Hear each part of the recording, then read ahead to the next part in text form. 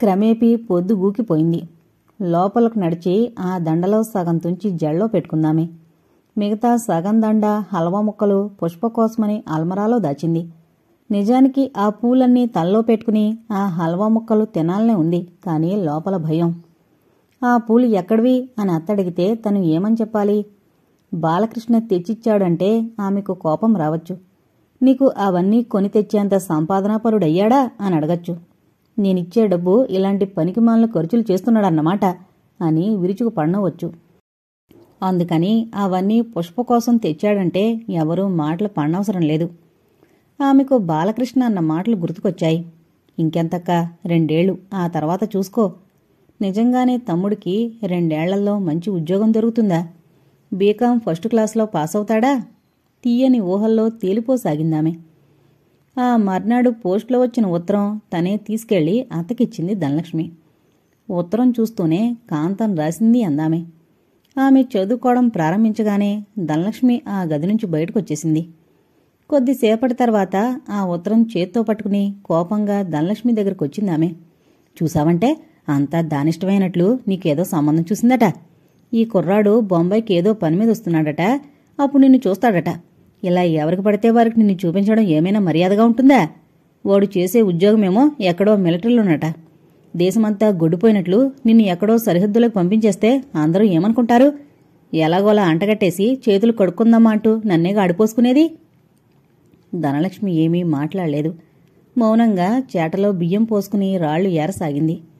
పెంచి పెద్ద చేసినందుకు నీకో మంచి సంబంధం చూసి చేస్తేనే గాని మాకు తృప్తి ఉండదు. మరి అన్ని విధాలా మనకు సరిపడిన సంబంధం దొరకాలంటే అంత తొందరగా జరుగుతుందా? అవని ఇంకొన్ని రోజులు ఆలస్యమైనా పర్వాలేదు కానీ తొందరపడి మాత్రం నిన్ను ఒకరి చేతిలో పెట్టను. ఆ రోజంతా కాంతం ఉత్తరం గురించే అందరి దగ్గర చెబుతూ గడిపిందామె. వారం రోజుల తర్వాత కాంతం రాసినట్లు ధనలక్ష్మిని చూడ్డానికి ఆ వ్యక్తి రానే వచ్చాడు. అయిష్టంగానే ధనలక్ష్మిని తీసుకెళ్లి అతని ముందు కూర్చోబెట్టింది శివరంజని. అతను ధనలక్ష్మిని 2-3 ప్రశ్నలు అడిగాడు. మీ పేరేమిటి? ధనలక్ష్మి. ఎంతవరకు చదువుకున్నారు? 10th. మీకు హిందీ వచ్చా? ఆ ప్రశ్నకు ధనలక్ష్మి తల అడ్డంగా ఊపింది. అంతలో శివరంజని కల్పించుకుని తానే అతన్ని ప్రశ్నలు అడగడం మొదలుపెట్టింది. మిలిటరీలో మీరేం చేస్తుంటారు? హవాల్దారండి. జీతం ఎంతొస్తుంది? అన్నీ కలిపి 400. అంటే మాకు క్వార్టర్సు, రేషను ఇవన్నీ వేరే ఉంటాయి కదా. ఇప్పుడు మీరెక్కడ పనిచేస్తున్నారు? బీనాలో. మీకు ఎంతమంది అక్క చెల్లెళ్ళు, అన్నదమ్ముళ్ళు ఉన్నారు? ఒకే ఒక్క చెల్లెలు అంతే. ఇంకేవో వివరాలు అడిగిందామె. వాళ్ల అమ్మ, నాన్న, చెల్లెలు అందరూ తిరుపతిలోనే ఉన్నారంట. వాళ్ల నాన్న తిరుమల తిరుపతి దేవస్థానంలో గుమస్తాగా పనిచేసి రిటైర్ అయ్యారట. ఆ తర్వాత టీ తాగి అతను వెళ్ళిపోయాడు. వెళ్లే ముందు లోపల గదిలో నుంచి చాటుగా అతన్ని చూసింది ధనలక్ష్మి. మనిషి చూడ్డానికి చక్కగానే కనిపించాడు. అతను వెళ్ళిపోయాక చురచురలాడుతూ లోపలికొచ్చింది శివరంజని. నేను ముందే చెప్పాను కదా పనికిరాని సంబంధమని. ఇప్పుడే కాంతానికి ఆ విషయం ఉత్తరం రాసేస్తాను. బంగారం లాంటి పిల్లకి అలాంటి కోతు ముఖం పెళ్ళికొడుకునా వెతికేది? నువ్వు నేను కన్న పిల్లవు కాకపోతే కాకపోవచ్చు. అంత మాత్రాన ఇలాంటి దిక్కుమాల సంబంధం చేసేయడమే అంటూ ధనం వినేట్లు అని లోపలికెళ్లి ఉత్తరం రాస్తూ కూర్చుంది. మరి కాసేపట్లో రామచంద్రం వచ్చాడు. అతనితో మళ్లీ ఆ సంబంధం పనికిరాందన్న విషయం తేల్చి చెప్పేసింది. ధనలక్ష్మికి ఆశ్చర్యంగానూ ఆమెకి తన మీదున్న అభిమానానికి, అనురాగానికి ఆనందంగానూ ఉంది. అయితే ఆ సంబంధంలో లోపమేమిటో తనకు తెలియడం లేదు. అత్త అంటున్నంత అందగత్త తను అవునో కాదో తనకు తెలీదు గాని ఆ కుర్రాడు మాత్రం ఆమె అంటున్నట్లు కోతిముఖంతో మాత్రం లేడు. అయినా తనకేం తెలుసు గనక అత్తకు వాళ్ల విషయంలో ఏవో నచ్చని అంశాలుండుంటాయి. అంచేత ఆమె ఆలోచన సరైందై ఉండొచ్చు. సాయంత్రం బాలకృష్ణ కాలేజీ నుంచి వస్తూనే ధనలక్ష్మి దగ్గరకొచ్చేశాడు. పెళ్ళికొడుకొచ్చాడక్క అడిగాడు ఆతృతగా. ఆ, ఎలా ఉన్నాడు? ధనలక్ష్మికి సిగ్గు ముంచుకొచ్చింది. ఎలాగో ఉన్నాళ్లే. నా దగ్గర సిగ్గెందుకక్క నవ్వుతూ అన్నాడు. నేను సిగ్గుపడ్డం లేదులే, మరింత సిగ్గుపడుతూ అందామే. అయితే మరి వివరాలు చెప్పవేం? ఆ సంబంధం అనవసరమని అత్త చెప్పేసింది కదా, ఇంకెందుకా గొడవ? బాలకృష్ణ ఆశ్చర్యపోయాడు. ఆ సంబంధం వద్దందా? అవును. ఎందుకని? ఏమో, మనకేం తెలుస్తుంది? ఎక్కడ ఏమేం లోటుపాట్లున్నాయో ఇలాంటి విషయాలు పెద్దాళ్లకు తెలిసినట్లు మనకేం తెలుస్తాయి? బాలకృష్ణ నిరుత్సాహపడిపోయాడు. చాలాసేపు అక్కడే కుర్చీలో కూలబడిపోయాడు. ధనలక్ష్మి అతని కోసం టీ వేడి చేసి ఇచ్చింది. పోనీలెక్క, ఇది కాకపోతే దీని బాబులాంటి సంబంధం ఇంకోటొస్తుంది అన్నాడు టీ తాగుతూ. ధనలక్ష్మి ఏమీ మాట్లాడలేదు. అక్క, ఇవాళ మా లెక్చరర్ ఏమన్నారో తెలుసా? మాట మార్చేస్తూ మళ్లీ ఉత్సాహం తెచ్చుకుని అడిగాడతను. ఆ మాటతో ధనలక్ష్మికి కూడా ఉత్సాహం వచ్చింది. బాలకృష్ణ కాలేజీ విషయాలు, అతనిని లెక్చరర్లు అందరూ ఎంతో మెచ్చుకోవడం, అభిమానించడం ఇవన్నీ వింటుంటే ఎంతో ఆనందంగా ఉంటుందామెకి. తమ్ముడు గుణవంతుడే కాదు, చాలా చురుకైనవాడు. మొదట్నుంచి క్లాస్లో ఫస్ట్ వస్తుండేవాడు. అంత మంచి మార్కులు రావడం వల్లే స్కాలర్షిప్ దొరికింది. బీకాంలో సీటు దొరకడం కూడా సులభంగానే జరిగింది. అతని మార్కులు చూస్తూనే చేర్చుకోవడానికి అంగీకరించాడు ప్రిన్సిపాల్. నిజంగా ఎంత గర్వం కలిగింది తనకా రోజు. ఏమన్నాడు? అతని దగ్గరే కూర్చుంటూ అడిగిందామె. నేను బీకాం ఫస్ట్ క్లాస్లో పాస్ అయితే తనే నాకు మంచి ఉద్యోగం ఇప్పిస్తానన్నాడు. ధనలక్ష్మి నమ్మలేనట్లు చూసింది. నిజంగానా? అవును. కానీ ఆయన చేతిలో ఏం ఉద్యోగాలుంటాయి? ఆయన చేతిలో ఉన్నక్కర్లేదక్క. కానీ పెద్ద పెద్ద ఆఫీసర్లు, వ్యాపారస్తులు చాలామంది ఆయన శిష్యులేగా. వాళ్ళందరికీ ఆయనంటే ఎంతో గౌరవం ఉంటుంది.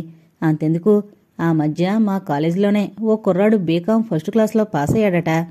అతనికి ఉద్యోగం దొరకక ఈయనను ఆశ్రయిస్తే తనకు తెలిసిన ఓ పెద్ద బ్యాంక్ ఆఫీసర్తో చెప్పి బ్యాంకులో ఉద్యోగం ఇప్పించారు. ఆయన తలుచుకుంటే నాకు బ్యాంకులో ఉద్యోగం దొరుకుతుందక్క ఓసారి అన్నారు కూడా. అలా అని ధనలక్ష్మికి పట్టరాని ఆనందంగా ఉంది. బ్యాంకులో ఉద్యోగం దొరికిందంటే మాత్రం ఇంక మన సమస్యలన్నీ తీరిపోయినట్లే అనుకో. నా కాళ్ల మీద నేను నిలబడగలను. ఆ తర్వాత మనం హాయిగా ఉండొచ్చక్క. ఒకరింట్లో ఉండవసరం లేదు. ఒకరి దయ మీద ఆధారపడి బతకనక్కర్లేదు. నువ్వు వెట్టి చాకరీ చేయనవసరం లేదు. బ్యాంకులో ఉద్యోగం అయితే జీతం ఎంత వస్తుంది? అడిగిందామె సాలోచనగా. ప్రొబేషన్ పీరియడ్లోనే 600-700 వస్తుందక్క. మనం తెలివితేటలతో జాగ్రత్తగా పనిచేసుకుంటే పర్మనెంట్ అయ్యాక సుమారు 1000 రూపాయల వరకు వస్తుంది. ధనలక్ష్మి ఉక్కిరిబిక్కిరైంది. 1000 రూపాయల జీతమా? అంత జీతమిస్తారా? తమ్ముడు అంత డబ్బు సంపాదించబోతున్నాడా? ఆ రాత్రి ఆమెకు నిద్ర పట్టలేదు. ఇంకెంతకాలం? సంవత్సరన్నర అంతే. ఆ తర్వాత వాడికి ఉద్యోగం దొరుకుతుంది. అంటే 20 ఏళ్ల వయసులోనే సంపాదనాపరుడవుతాడన్నమాట. నిజంగా వాడు చాలా తెలివిగలవాడే. ఉద్యోగం దొరకగానే తామిద్దరూ వేరే ఇంట్లో ఎవరి దయాదాక్షిణ్యాల మీద ఆధారపడకుండా బ్రతకాలట. ఆమె ఆలోచనలు బ్రేక్ వేసినట్లాగిపోయాయి. అంటే అంటే అర్థమేమిటి? తామిద్దరూ అత్తా వాళ్ళ ఇంటి నుంచి వేరే ఇంటికి వెళ్ళిపోవాలనా? ఎంత దారుణమైన ఆలోచన! దిక్కులేని తమను తీసుకొచ్చి రోడ్డును పడకుండా కాపాడి, తిండికి బట్టకు లోటు లేకుండా పెంచి, వాణ్ణో దారికి తెచ్చి ఇన్ని విధాలుగా ఆదుకున్న అత్తను తమ కాళ్ల మీద తాము నిలబడగలిగే శక్తి రాగానే 4 డబ్బులు సంపాదించడం ప్రారంభించగానే వదిలేసి బంధుత్వం తెంపేసుకుని మా దారిని మేం వెళ్లడం తప్పు కదూ? వీల్లేదు. తనందుకు ఒప్పుకోదు. అసలు అలాంటి ఆలోచనలు రావడమే తప్పు. అలా ఆలోచించడం ఎంత అన్యాయం! అయినా పాపం వాడికి మాత్రమేం తెలుసు? ఏదో చిన్న వయసు, మంచి చెడు తెలుసుకునే విచక్షణ జ్ఞానం ఎక్కడేర్పడింది అప్పుడే. తనేదో కష్టపడిపోతుంది అన్న భ్రమలో అలా మాట్లాడుతున్నాడు అంతే. ఒరే తమ్ముడు, అత్తమామలు మన తల్లిదండ్రులతో సమానంరా. రెక్కలొచ్చినంత మాత్రాన వాళ్లను వదిలి వెళ్ళిపోవడం మంచిది కాదు. అలాంటి ఆలోచనే రానికు నీ మనసులో. పరిస్థితులకు తగినట్లు మనం నడుచుకోవాలి గాని పరిధులు గమనించకుండా కుప్పిగంతులు వేసి ప్రయోజనం లేదు అంటూ నచ్చచెప్తే వాడు తప్పక వింటాడు. అర్థం చేసుకోలేని వయసేం కాదు వాడిది. అదీగాక తన మాటంటే ఎంతో గౌరవం. తను ఏది చెప్పినా కాదని ఎరుగుడు ఇంతవరకు. బాలకృష్ణ అక్కడ్నుంచి వెళ్ళిపోయాక వంట పనిలో నిమగ్నమైపోయింది ధనలక్ష్మి. ఆ రోజు ఇంట్లో ఎవరూ లేరు. శివరంజని కొత్తగా రిలీజైన హిందీ సినిమాకెళ్ళింది పుష్పం తీసుకుని. బాలకృష్ణ అతని క్లాస్మేట్ ఇంటికి వెళ్ళాడు. రామచంద్రం సరే ఈ మధ్య చాలా రాత్రయ్యాక గాని ఇల్లు చేరుకోవడం లేదు. సాయంత్రం 5:30 దాటింది. అప్పటికి బాల్కనీలోకొచ్చి నిలబడింది ధనలక్ష్మి. రోడ్డు మీద పోతున్న మనుషుల ప్రవాహాన్ని చూస్తుండిపోయింది చాలాసేపు. ఆ తర్వాత హఠాత్తుగా ఆమె దృష్టి రోడ్డు కావతలే ఉన్న ఇంటి మీద పడింది. ఆ ఇంటి తలుపులు తెరిచున్నాయి. బాల్కనీలో ఎవరో యువకుడు తన వంకే చూస్తున్నాడు. గుండెలు వేగంగా కొట్టుకున్నాయి ధనలక్ష్మికి. వెంటనే బాల్కనీలో నుంచి ఇంట్లోకొచ్చేసింది. ఆ ఇంట్లో అంతకుముందు ఇంకెవరో ఉండేవాళ్లు. వాళ్లు వారం రోజుల క్రితం ఖాళీ చేశారు. ఇప్పుడు వీళ్ళెవరో వచ్చి దిగారన్నమాట. సాధారణంగా ఆ పరిసరాల్లో తెలుగువాళ్లు ఎక్కువగా ఉంటారు. మరి ఈ కొత్తగా దిగిన వాళ్ళు తెలుగువాళ్ళో కాదో. అయినా వాళ్ళెవరైతే తనకెందుకు? అతనెవరో తన వైపు అలా చూస్తాడేం? పెళ్లికాని ఆడపిల్ల వైపు అలా చూడొచ్చా? అంతలోనే తన ఆలోచనకు తనకే నవ్వొచ్చిందామెకి. అతనేదో తప్పు చేసినట్లు ఎందుకలా ఆలోచిస్తోంది? అతనింటి బాల్కనీలో అతను నుంచున్నాడు. ఎదురుగా తను కనిపించింది కనుక తనను చూసుంటాడు. దానికింత కలవరం ఎందుకు? మర్నాడు మరో సంబంధం వచ్చింది ధనలక్ష్మికి. వరుడికి బొంబాయిలోనే ఉద్యోగం. అతని తండ్రికి ఓ పెద్ద బట్టల షాపులో ఉద్యోగం. కుర్రాడు హైస్కూల్ చదువు ముగించి బస్ కండక్టర్గా పనిచేస్తున్నాడట. అతనికి ఒక తమ్ముడున్నాడు. ఇంకో విధమైన బాధ్యతలు లేవు. ఏ విధంగా చూసినా అది మంచి సంబంధమే అని తెలుస్తూనే ఉంది. అయితే మరి ఎందుచేతో అది శివరంజనికి నచ్చలేదు. ఎందుకు నచ్చలేదో ఈసారి ధనలక్ష్మితో కూడా చెప్పలేదామె. పెళ్లిచూపులకు కుర్రాడి తల్లి తండ్రి ఇద్దరూ వచ్చారు. అతని తల్లి ఏవేవో వివరాలు శివరంజన్ అడిగి తెలుసుకుంది. ఆ తర్వాత ధనలక్ష్మిని 2-3 ప్రశ్నలు అడిగింది. మాకు అమ్మాయి నచ్చిందమ్మా. ఆ అబ్బాయి కూడా ఓసారి చూసుకుంటే సరిపోతుంది. వాడికి కూడా తప్పక నచ్చుతుందిలే. కళగల ముఖం. వాడు చూశాక లగ్నాలు పెట్టుకోవచ్చు. మాకెలాగో కట్నాలు కానుకల మీద ఆశ లేదు. మీకెంతవరకు శక్తి ఉంటే అంతవరకు అన్నీ పెట్టండి అంతే అందామె.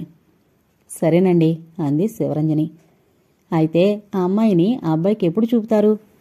మంచి రోజు చూసి మేమే కబురు చేస్తాంలేండి. అప్పుడొచ్చి చూసుకోవచ్చు. అయితే మీ కబురు కోసం ఎదురు చూస్తుంటాం మేము. లేచి వెళ్లబోతూ అందామే. అలాగే. వాళ్ళు వెళ్ళిపోయారు. ఆ తర్వాత కోపంతో ఇల్లంతా చిందులు వేయసాగింది శివరంజని. చూసారా వాళ్ళకి ఎంత ఆశో. పిల్ల అందంగా ఉందని తేలిగ్గా ఒప్పేసుకుంటున్నారు. కుర్రాడికి కూడా నచ్చి తీరుతుందట. కట్నాలు కానుకల గురించి పట్టింపు లేదట. మన శక్తిని బట్టి పెడితే చాలనట. వాళ్ళు ఒప్పుకుంటే సరిపోతుంది కాబోలు. యువతల మన ఇష్టాయిష్టాలతో పనిలేదన్నమాట. అతగాడికి పెద్ద చదువులు లేవు. పోనీ మంచి ఉద్యోగం అంటే అది కాదు, బస్సు కండక్టరట.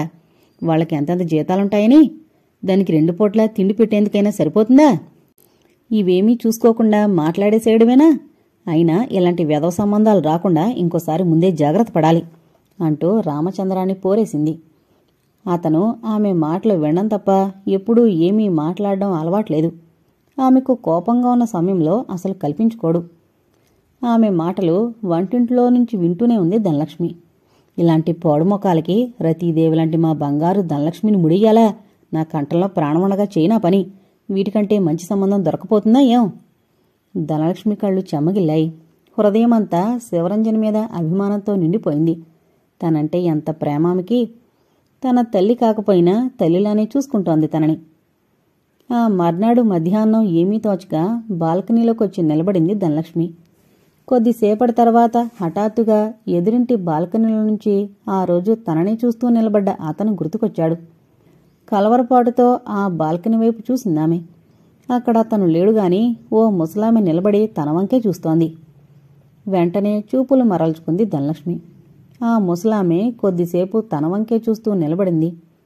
ఆమె లోపలికి వెళ్ళాకగాని తేలిగ్గా ఊపిరి పీల్చుకోలేకపోయింది. అయితే కొద్ది నిమిషాల తర్వాత మళ్లీ అటు చూసేసరికి ముసలామెతో పాటు ఓ ముసలాయన కూడా నిలబడున్నాడు. ఇద్దరూ తన వంక చూస్తుండడం గమనించేసరికి ఇబ్బందిగా అనిపించి లోపలికొచ్చేసిందామె. కూరగాయల బండి దగ్గర ఒక 1/4 కిలో టమాటాలు తీసుకుని డబ్బిస్తుంటే అక్కా అన్న బాలకృష్ణ గొంతు విని ఆశ్చర్యంగా వెనక్కు తిరిగింది. పుస్తకాలు చేత్తో పట్టుకుని ఎదురుగా నిలబడున్నాడు బాలకృష్ణ. అదేమిట్రా అప్పుడే వచ్చేసేమో కాలేజీ నుంచి? నీకోసమే వచ్చానక్క. నువ్వు సాయంత్రం కాయగూరలు కొనటానికి వస్తానని అన్నావు కదూ, ఇక్కడ కలుసుకుని మాట్లాడాలని. ఇక్కడ రోడ్డు మీదేమిటి మాటలు? మరింత ఆశ్చర్యంతో అడిగిందామె. ఇంట్లో ఈ విషయం మాట్లాడడం బాగుండదక్క. ఆమె గుండెలు వేగంగా కొట్టుకున్నాయి.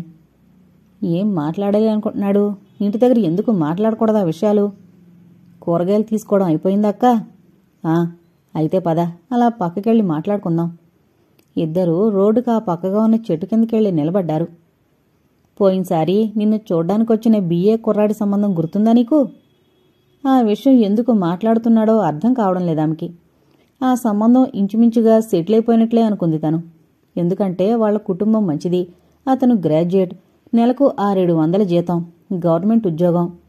వాళ్లకు తను నచ్చిందని అప్పుడే చెప్పేశారు. మిగతా విషయాలన్నీ మరో 2-3 రోజుల్లో వచ్చి మాట్లాడతామని చెప్పి వెళ్లారు. వెళ్లి వారం గడిచినా మళ్ళీ ఎవరూ రానేలేదు. అత్తే 2-3 సార్లు గుర్తు చేసుకుంది వాళ్లను. అన్నీ నచ్చాయని చెప్పి మళ్ళీ ఎందుకు రావడం లేదో అర్థం కావడం లేదు. వాళ్లు అడిగినవన్నీ ఇస్తామని కూడా చెప్తూనే ఉంటిని. అయినా కూడా రాలేదంటే ఏమనుకోవాలి? బహుశా ఇంకెవరో కట్నం ఎక్కువిస్తామని చెప్పుంటారు. చిచ్చి, ఎంత నీతి లేని వాళ్ళు! డబ్బు కోసం గడ్డి తింటారా? పిల్ల నచ్చింది, అన్నీ 2 రోజుల్లో మాట్లాడతామని మాటిచ్చి మొహం చూపకుండా పోతారా? డబ్బు కోసం ఈ బంగారులాంటి పిల్లను వదులుకోవడానికి మనసెలా ఒప్పిందో? ఏమక్కా, అప్పుడే మరిచిపోయామేమిటి ఆ పెళ్ళికొడుకుని?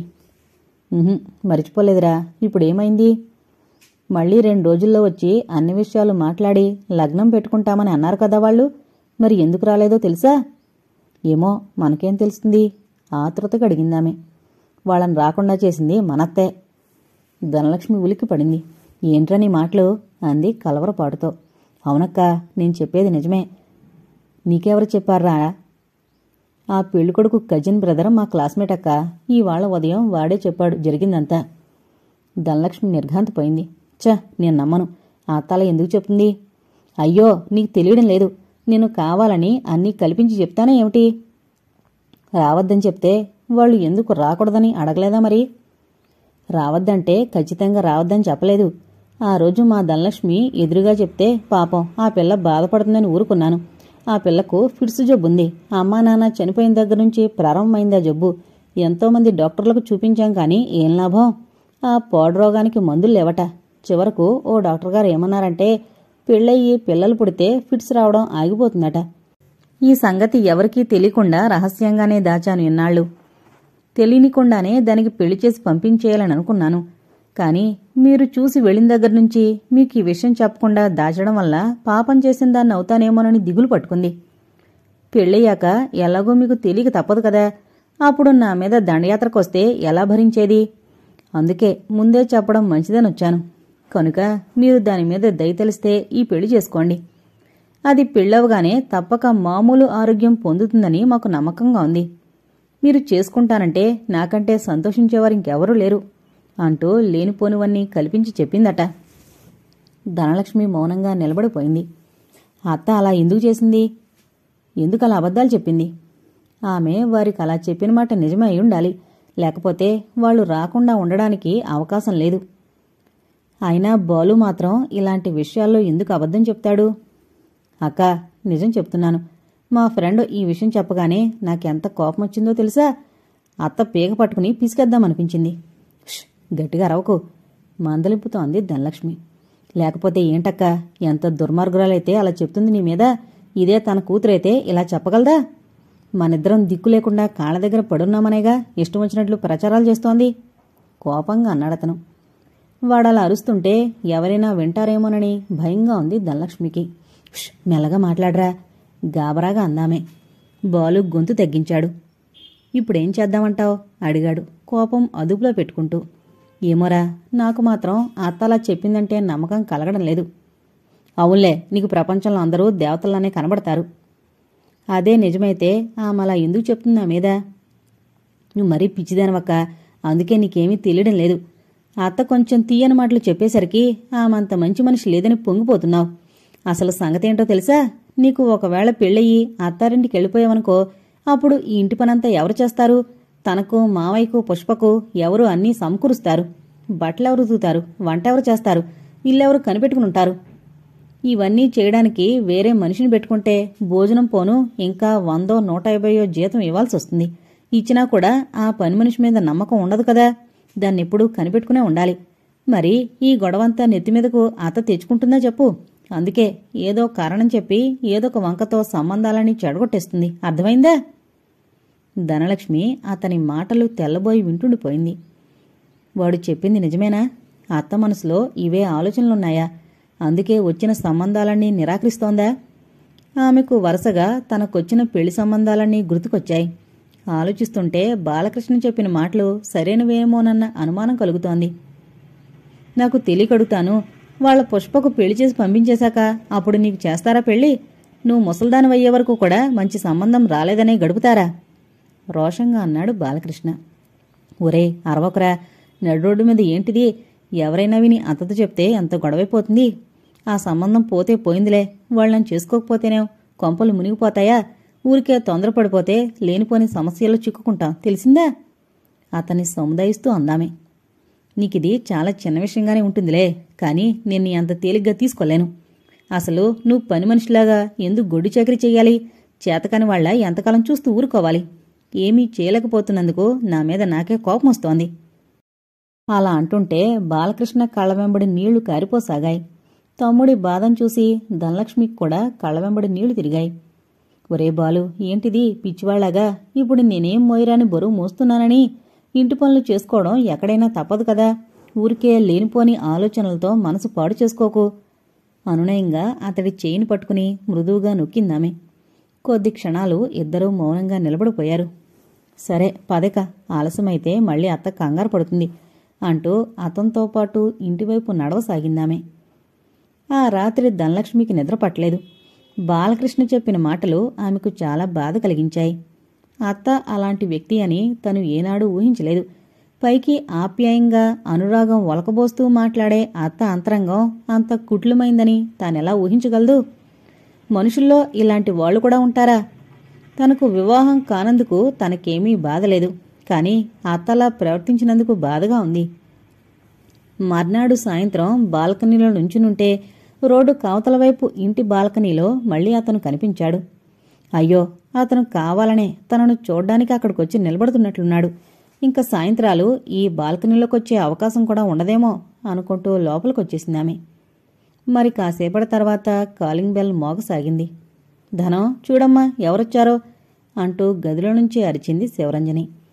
ధనలక్ష్మి వెళ్లి తలుపులు తెరిచింది. ఎదురుగా నిలబడ్డ ముసలామెని చూసి ఆశ్చర్యపోయిందామె. ఆమె రోడ్డు కావతల వైపున్న ఇంటి బాల్కనీలో కనిపించే ముసలామె. ధనలక్ష్మిని చూసి చిరునవ్వు నవ్విందామె. మీ అత్తుందమ్మా? ఉంది, లోపలికి రండి. ఆమెను ఆహ్వానించి సోఫాలో కూర్చుండబెట్టి శివరంజని దగ్గరకు పరిగెత్తిందామె. అత్త, మన బాల్కనీ ఎదురింట్లో ఉండరు, ఆమె వచ్చింది నీకోసం అందామె. నాతో ఏం పని? ఆశ్చర్యపోతూ అడిగింది శివరంజని. ఏమో, బయట నిలబడిందా? లేదత్తా, హాల్లో కూర్చోబెట్టాను. సర్లే, నేను వెళ్ళి మాట్లాడతానులే. ధనలక్ష్మి వంటింట్లోకి వచ్చేసింది. కొద్ది నిమిషాల తర్వాత శివరంజని హాల్లోకెళ్లి మాట్లాడసాగింది. ఇది వరకు ఆమె ఎవరితో మాట్లాడుతున్నా ఆ మాటలు వినిపించుకునేది కాదు ధనలక్ష్మి. కానీ ఇప్పుడు ఆసక్తిగా వినసాగింది. మేము ఆ ఇంట్లో దిగి 4 నెలలవుతోందండి. మా వారు పోర్టులో పనిచేస్తున్నారు. మీ ఇంటికి రావాలని వారం 10 రోజుల నుంచి అనుకుంటున్నాను. ముసలామి గొంతు. అలాగా, పొడిగా అంది శివరంజని. అసలు విషయం ఏమిటంటే, నేను మీ ధనలక్ష్మిని చాలాసార్లు మా బాల్కనీల నుంచి చూసేదాన్ని. రాను రాను ఆ అమ్మాయి అంటే ఎందుకో ఎంతో ఇష్టం ఏర్పడింది. మీ గురించి వివరాలన్నీ మా పక్క ఫ్లాట్లో ఉన్న పార్వతమ్మగారు చెప్పారు. మీకిష్టమైతే మీ ధనలక్ష్మిని మా అబ్బాయికి వివాహం చేసుకునే విషయం మాట్లాడదామని వచ్చాను. అలాగేనండి, ఆ పిల్లకు పెళ్లి చేయాలనే నా ఆలోచన కూడా. ఎన్నో సంబంధాలు చూడడం కూడా జరిగింది. కానీ ఏది ఎంతవరకు ఒక్కటి కూడా కుదిరితేనా? అందరికీ గొంతెమ్మ కోరికలు ఎక్కువైపోయాయి. అవునులేండి, రోజులు అలా ఉన్నాయి. మా మట్టుకు మాకు కట్నాలు కానుకలు ఇలాంటి పట్టింపులేమీ లేవు. ఉన్నది ఒక్కగానొక్క కొడుకు. కూతుళ్ళు లేని లోటు తీర్చగల అమ్మాయి దొరకాలని ఇంతకాలం ఎన్నో సంబంధాలు చూసాం. ఎందుకు అనిపించింది మాకు కావలసిన అమ్మాయి మీ ధనలక్ష్మి అని. ఎంతకు మీ అబ్బాయి ఏం చేస్తున్నాడు? అడిగింది శివరంజని. కాలేజీలో లెక్చరర్ ఉద్యోగంలో చేరి సంవత్సరం అవుతుందంతే. మరి అతనికి బాగా చదువుకున్న అమ్మాయి కావాలని లేదు? వాడికి తగిన భార్యను చూసే బాధ్యత అంతా మాపైనే పెట్టేశాడు. మేం ఎవరిని ఇష్టపడితే తనకు అదే ఇష్టమట నవ్వుతూ అందామే. సరే, అయితే మీ ఇష్టం. ఆ అమ్మాయి గురించి ఎలాగో అన్నీ మీకు పార్వతిగారే చెప్పుంటారు. ఆ అమ్మాయిని నేను రోజూ చూస్తూనే ఉంటాను కదండి, ఇంకా ఒకరు చెప్పాల్సిన పనేముంది? సరే అయితే 2-3 రోజుల్లో నేను మీ ఇంటికి వస్తాను. అప్పుడు మిగతా విషయాలు మాట్లాడదాం అంది శివరంజని. అవునండి, నేను అదే చెప్దామనుకుంటున్నాను. మా ఇల్లు మా పరిస్థితులు మీరు చూడాలి కదా. అన్నీ తెలుసుకున్నాకే మిగతా విషయాలు మాట్లాడడం బాగుంటుంది. సరే అయితే నేను ఇక వెళ్తాను. మీరు ఖాళీ దొరికిన వెంటనే రండి. నేనెప్పుడూ ఇంటి దగ్గరే ఉంటాను కదా. అలాగేనండి. ఆమె వెళ్ళిపోయింది. శివరంజని సరాసరి వంటింట్లోకి వచ్చేసింది. విన్నావదానో? ఆమె కొడుక్కి నిన్ను చేసుకోవాలనుకుంటుందట ఆమె. ధనలక్ష్మి సిగ్గుపడి మౌనంగా ఉండిపోయింది. వాళ్ల గురించి అన్నీ తెలుసుకోకుండా ఎలా మాటిస్తాను చెప్పు. అందుకే ఎల్లుండి వాళ్ళింటికొస్తానని చెప్పాను. దేవుడి దేవల్ల ఏదో ఒక మంచి సంబంధం కుదిరిపోతే నాకు మనశ్శాంతిగా ఉంటుందమ్మా అనేసి అక్కడి నుంచి వెళ్ళిపోయిందామె. ఆమె వెళ్ళిపోయాక ధనలక్ష్మి తేలిగ్గా గాలి పీల్చుకుంది. ఈసారి అత్త ఏమి నాటకం ఆడుతుందో చూడాలి. తెలుసుకుని తను చేయగలిగింది కూడా ఏమీ లేదు. అయినా బాలకృష్ణ ఆ రోజు చెప్పిన విషయాలు తనకి ఆమె మీద అనుమానం కలిగించాయి. ఆ అనుమానం మరోసారి రుజువు చేసుకోవడమే. రెండో రోజు చెప్పినట్లుగానే వాళ్ళింటికి వెళ్ళి చాలాసేపటి తర్వాత తిరిగి వచ్చిందామె. చచ్చా, మంచి కుటుంబమే కాదది, ఇంకా నయం తొందరపడి ఒప్పుకున్నాం కాదు అంటూ ఈసడించసాగింది ధనలక్ష్మి సమక్షంలోనే. ధనలక్ష్మి ఆమె మాటలేమీ పట్టించుకోలేదు. తన పని తను చూసుకుంటుండిపోయింది. తను ఆసక్తి చూపితే ఆమె వాళ్ల గురించి ఏవేవో కట్టుకథలు చెప్తుందని తెలుసు. అది తనకిష్టం లేదు. వారం రోజులు 10 రోజులు గడిచిపోయాయి. మళ్ళీ ఆ ఎదురింటి ముసలామె తమ ఇంటికి రాలేదు. బాల్కనీలో కూడా కనిపించడం లేదు సాధారణంగా. ఆ రోజు మధ్యాహ్నం వడలు చేయడానికని మినపప్పు గాలిస్తుంటే బాలకృష్ణ కాలేజీ నుంచి ఇంటికొచ్చాడు. టైం చూసింది ధనలక్ష్మి ఆశ్చర్యంగా. 3 గంటలయింది. సాధారణంగా సాయంత్రం 5 తర్వాత గాని ఇంటికి రాడతను. వంటింట్లోకొచ్చి డైనింగ్ టేబుల్ ముందు కోల్బడిపోయాడు అలసిపోయినట్లు. మంచినీళ్లు కావాలా బాలు? వద్దక్క అనేసి కుర్చీ ఆమె దగ్గరగా జరుపుకుని కూర్చున్నాడు. అత్త గదిలో నిద్రపోతోంది. పుష్ప ఇంకా స్కూల్ నుంచి రానేలేదు. ఏంట్రా అప్పుడే వచ్చేసావు కాలేజీ నుంచి అడిగిందామె. నీతో కాసేపు మాట్లాడదామని నెమ్మదిగా అన్నాడతను. ఆ మాటతో ఆమెకి ఎక్కడలేని భయం పట్టుకుంది. ఆ రోజు రోడ్డు మీద మాట్లాడిన విధంగా మళ్ళీ అత్త మీద ఏమైనా చెప్తాడేమో. వీడికెలా తెలియజెప్పడం? అలా అత్త గురించి మాట్లాడేటప్పుడు ఎంత జాగ్రత్తగా ఉండాలి. పొరపాటున అతని మాటలు అత్త వింటే ఎంత అలరవుతుంది. బాగుంది, ఇన్నేళ్లు మీ ఇద్దరిని పోషించి చదువు చెప్పించినందుకు తగిన శాస్తే చేశారు నాకు. అయినా నాకెందుకని నా దారిని నేను రాక ఈ సొంత బాధ్యత నా నెత్తి మీద ఎందుకు వేసుకున్నట్లు? అందుకే చక్కగా బుద్ధి చెప్పారు నాకు అంటూ విరుచుకుపడదు. అక్కా తమ్ముడు చేరి రహస్యంగా నా మీద చెప్పుకుంటున్నారా? నన్ను అల్లరి పెట్టాలని ఆలోచిస్తున్నారా? అంటూ పెద్ద రాద్ధాంతం చేయదు. ధనలక్ష్మి తమ్ముడు వైపు దీనంగా చూసింది. ఒరే బాలు, ఏదేదో తలుచుకుని బాధపడవద్దని చెప్పానా? కొద్ది రోజులు ఓపిక పట్రా. మనం మాట్లాడుకునే మాటలు అత్త చెవిని పడితే ఆమె బాధపడుతుంది, మన మీద కోపం చేసుకుంటుంది. బాలకృష్ణ నవ్వాడు. అయ్యో, నీకెంత భయమక్క. నువ్వు మరీ ఇలా భయపడ్డం వల్లే అందరూ నిన్ను స్వారీ చేస్తున్నారు. అసలు నువ్వే వాళ్ళలా చేసేందుకు ప్రోత్సహిస్తున్నావు. వదిలేరా, ఇప్పుడు ఇంటి విషయాలేమీ మాట్లాడుకు ఆందోళనగా అందామే. అసలు నేను మాట్లాడాలి అనుకుంది అది కానే కాదు. ఆ మాటతో ఆమె భయం కాస్త తొలగిపోయింది. ఇవాళ మా కాలేజీలో డిబేటింగ్ పోటీలు జరుగుతాయక్క. Blood is thicker than water అనే విషయం గురించి మాట్లాడాలి. అంటే ఏంటో నీకు అర్థమైందా? రక్తం నీళ్లకన్నా చిక్కనైంది అని అర్థం. నీళ్లకు బంధము అనుబంధము అనేది ఏమీ ఉండదు, కానీ రక్తానికి అవన్నీ ఉంటాయి. అందుకే నీళ్లకంటే రక్తం చిక్కనైంది అని చెప్పొచ్చు. చాలామంది ఆ విషయం మాట్లాడారు. ఒక్కొక్కరు ఒక్కొక్క విధంగా ఎన్నో ఉదాహరణలిస్తూ చక్కగా మాట్లాడారు. వాళ్ళలా మాట్లాడుతుంటే నా కళ్ల ముందు నువ్వే కనపడ్డావక్క. వాళ్ళు మాట్లాడే ప్రతి మాటకు నీ మాటలు గుర్తుకొచ్చి ఒళ్లంతా గగురు పొడిచింది. నీకు నా మీదున్న ప్రేమను తలుచుకుంటే మనసంతా ఆదోలా అయిపోయింది. నేను సుఖంగా ఉండాలి, నేను బాగా చదువుకోవాలి, నేను ఎలాంటి కష్టమూ పడకూడదు, నేను జీవితంలో ఎంతో ముందుకు పోవాలి, నా భవిష్యత్తు ఆనందంగా ఉండాలి. నీ మనసులోని కోరికలన్నీ ఇవే కదక్కా. నా కోసం నువ్వెన్ని పోట్లు పడుతున్నావో నాకు తెలుసు. అసలు నేను ఉన్నాననే నువ్వు ఈ మాత్రం ఆసక్తితో జీవితం గడుపుతున్నావు. నా చదువుకి అంతరాయం కలగకూడదని అత్తయ్యకి ఎలాంటి చికాకు కలగనీయకుండా నిన్ను నువ్వు ఇంటి చాకిరీకి అంకితం చేసేసుకున్నావు. ఇవన్నీ తలుచుకుంటే నాకు వణుకొచ్చిందక్క. ఇంత ప్రాణంగా చూసుకుంటున్న అక్కకు నేనేం చేయగలను, నేనేం చేశాను అని అనుకుంటే ఏడుపొచ్చేసిందక్క. అతను ఇంకా మాట్లాడలేకపోయాడు. గొంతు పూడుకుపోయింది. కళ్ళ వెంబడి నీళ్లు తిరిగాయి. ధనలక్ష్మి ఇంకా భరించలేకపోయింది. ఏంట్రా మాటలు? ఊరికే ఏవేవో ఊహించుకుని ఎందుకలా బాధపడతావు అంది, తన హృదయంలోని బాధ పైకి తెలియనీయకుండా. కాని మినపప్పు గాలిస్తున్న చెయ్యి తనకు తెలియకుండానే నిలబడిపోయింది. తను వాడిని ప్రాణం కన్నా మిన్నగా చూసుకుంటున్న విషయం అర్థం చేసుకోవడం వల్లే అంతగా చలించిపోయాడు. గుండెల్లో ఏదో చెప్పలేని ఆనందం, సంతృప్తి. బాలకృష్ణ మీద వాత్సల్యం మరింత ఇనుముడించిందామెకి. అక్క, నీ రుణం ఎప్పటికైనా తీర్చుకోగలనా? ఏంట్రా అన్ని పిచ్చి మాటలు? రుణమేంటి నీ తలకాయా?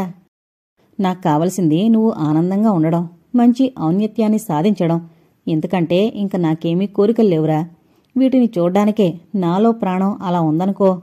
అసలు నాకింక ఏ విషయాల మీద ఆసక్తి లేనేలేదు. నా జీవితం అంతకంటే ఎక్కువ మాట్లాడలేకపోయిందామె. కన్నీళ్లు చొప్పున తన చీరచెంగుతో తుడిచేసుకుని మళ్లీ త్వరగా పప్పు గాలించసాగింది.